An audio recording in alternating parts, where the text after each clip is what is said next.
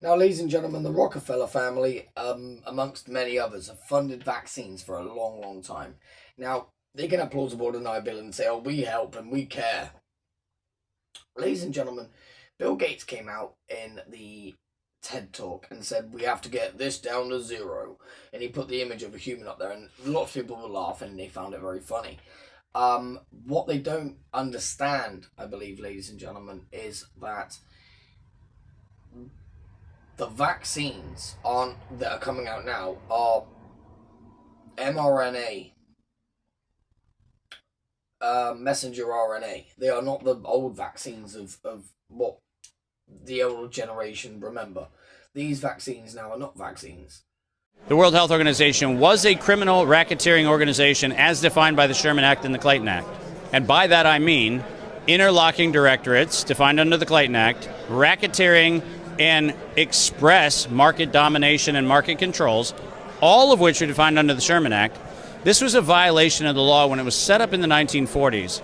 And we have to go back to the foundation of what the WHO is and recognize since 1953, it has been exclusively a vaccine-promoting enterprise for the benefit of the people who have commercial interest in vaccines. If you read their opening charter and all of the hearings that gave rise to their opening charter from Bretton Woods in July of 1944 to its actually founding charter in 1950 and 53. What's missing from those conversations is who is writing the checks.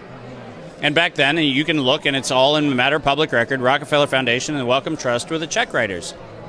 Giant surprise. Why were they writing the check for establishing the World Health Organization? And if you think it was because we wanted to have information sharing and research and scientific collaboration, then you're actually not reading the actual records from those meetings, because those records were about distribution of drugs.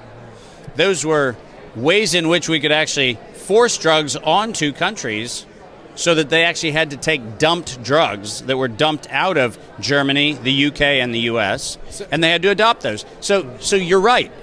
I mean, exactly what you're saying. In an interconnected world where we have air travel and sea travel and we have all of the flow of people, we absolutely should have the ability to monitor and surveil the condition of health so that we have an awareness that says, hey, there's a problem, let's intervene.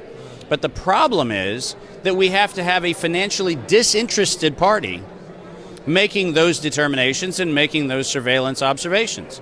Because the minute the people who have a financial incentive to have gain from the decision to declare a pandemic, the minute they're the ones who are collecting data, guess what data they collect? Giant shock. They're going to collect the data that actually justifies their existence. As long as the financial interest that dictates what product is going to be promoted is the one making the declaration of the pandemic, we have no possibility for accountability. We have no possibility for justice. And what we do is we allow people who were formed out of the eugenics office, Carnegie Mellon in 1913, that same group of people that were the same group of people that established the World Health Organization in 1953, that same group of people are the ones who are making this decision. And I don't know how you feel about eugenics, but I have a problem with it.